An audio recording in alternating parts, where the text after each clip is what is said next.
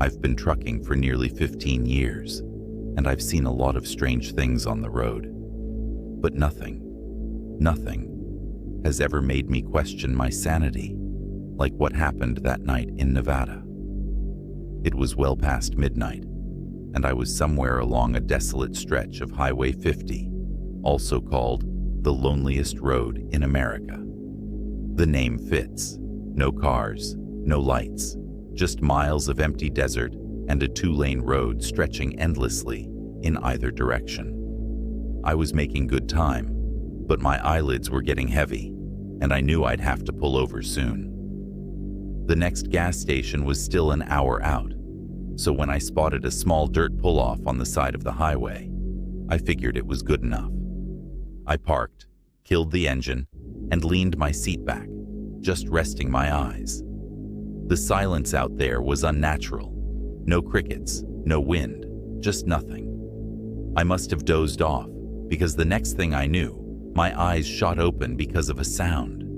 It was a crunch, like footsteps on gravel.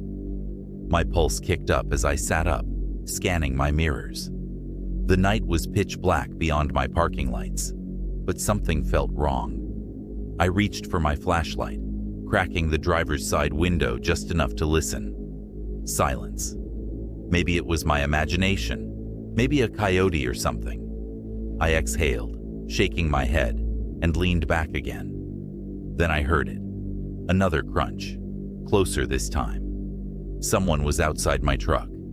I sat up fast, my adrenaline spiking. I flicked on my headlights, flooding the area in front of me with light, but there was no one there.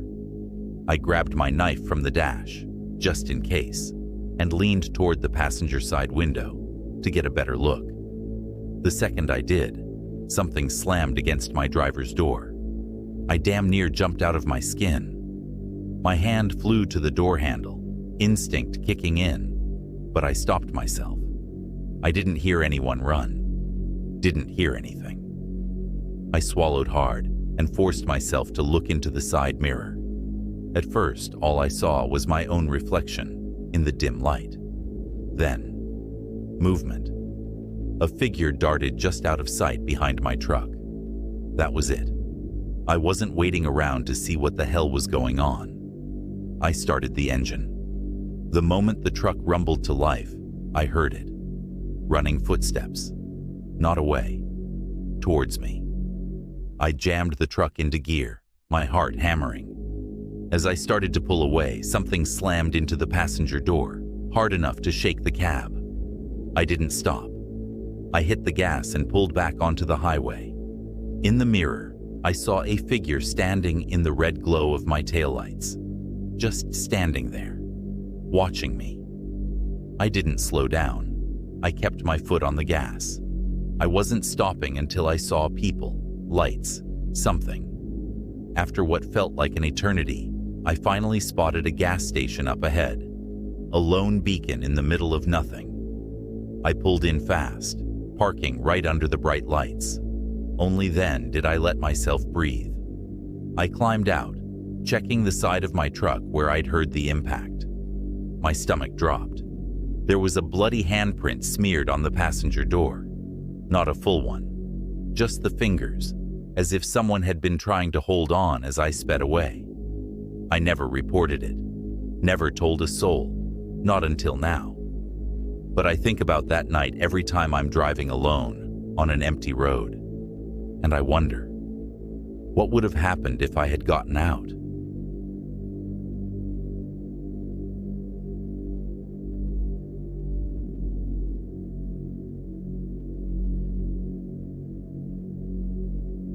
I should have kept driving.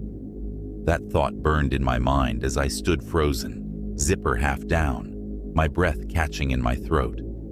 I was somewhere in the middle of nowhere, Arizona. A long, empty stretch of road cutting through an ocean of desert. No streetlights, no towns for miles. Just my rig, parked on the shoulder, and the deep, suffocating blackness beyond. I hadn't seen another car in at least an hour. It was just me, and the sand and the stars. I had pulled over to take a quick piss, stretch my legs, shake off the road fatigue before getting back behind the wheel.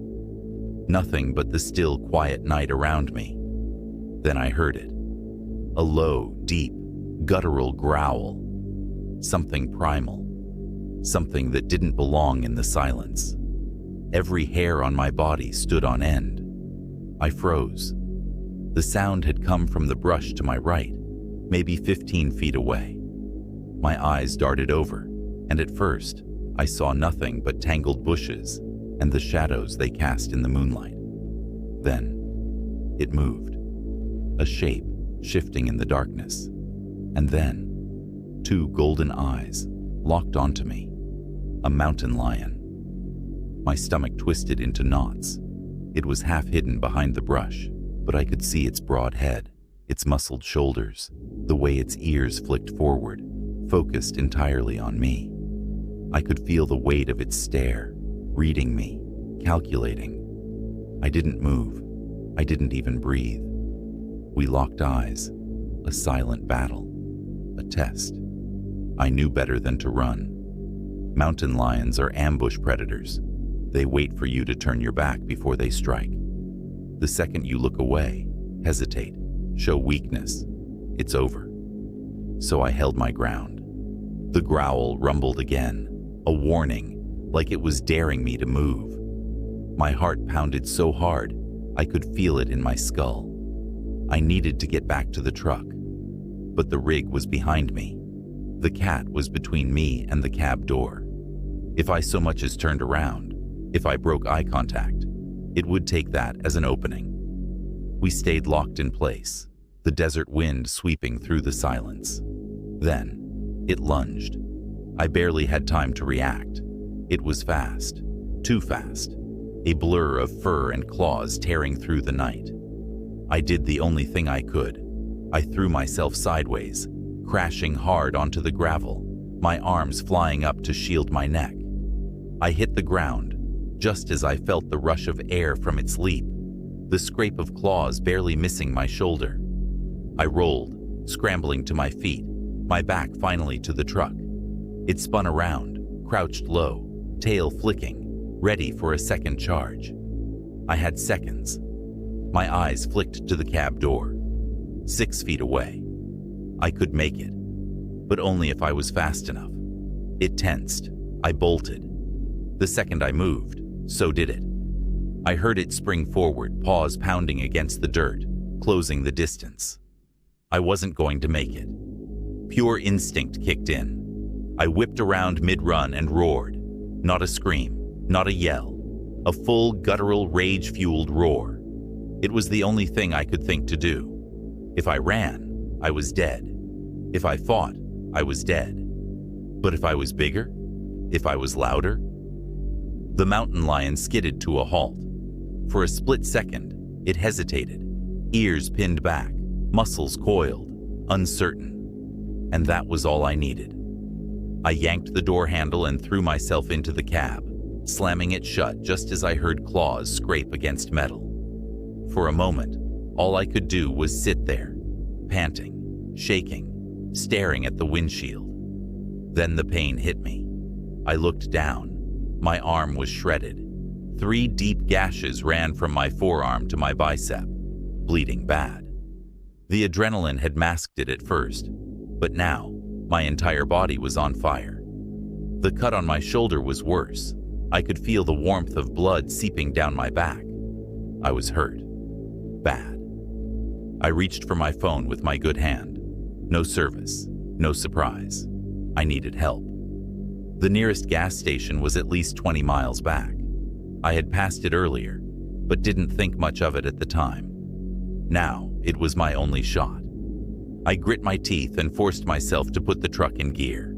The pain made it hard to shift. My arm screamed every time I moved it, blood dripping onto the steering wheel. I pressed a wad of napkins to my arm, but it wasn't doing much. My vision swam. I was losing too much blood. I kept driving. The night stretched on, headlights cutting through the darkness, every second dragging like an eternity. I started to feel cold. My fingers tingled. My breathing slowed. Not good. Then, finally, the gas station. An old flickering sign, a couple of pumps, a rusted-out truck parked at the side. I slammed on the brakes, stumbled out, and half ran, half fell through the doors. The guy behind the counter, some scrawny kid, maybe 19, looked up. His face drained of color the second he saw me. "Jesus Christ! Call!" My voice came out a rasp. "Call the police, now!" He fumbled for the phone, hands shaking. I collapsed against the counter, blood smearing everywhere. The last thing I remember before blacking out was the far-off sound of sirens. I made a full recovery, but the scars, 3 jagged claw marks running down my arm and another across my shoulder, were a permanent reminder of that night. Every time I caught a glimpse of them in the mirror, I couldn't help but think about those golden eyes in the darkness, watching, waiting.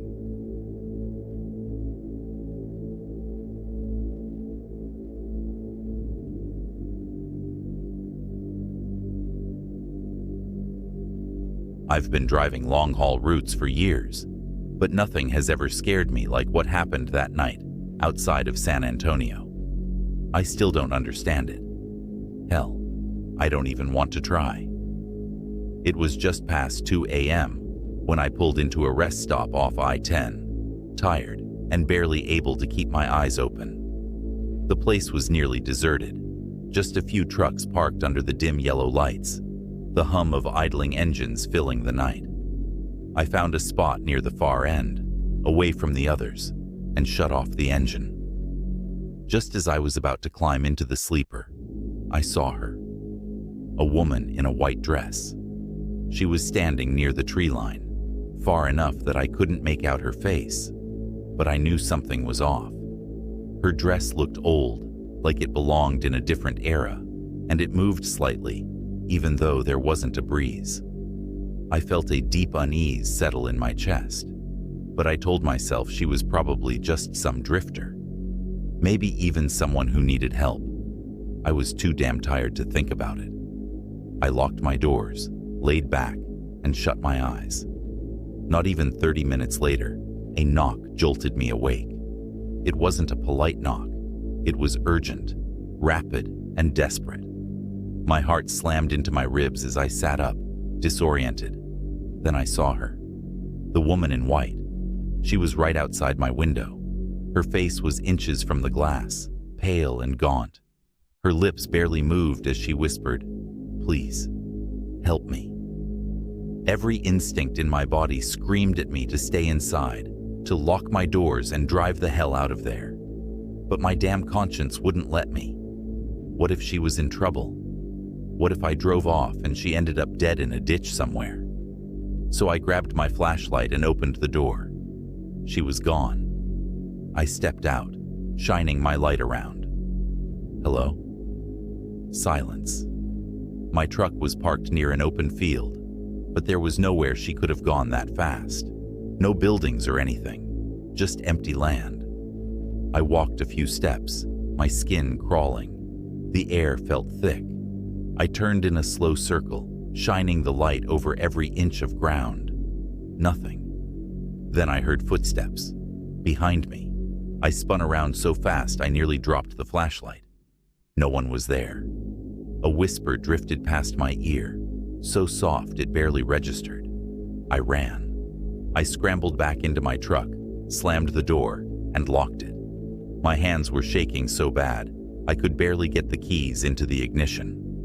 The headlights flared to life, cutting through the darkness.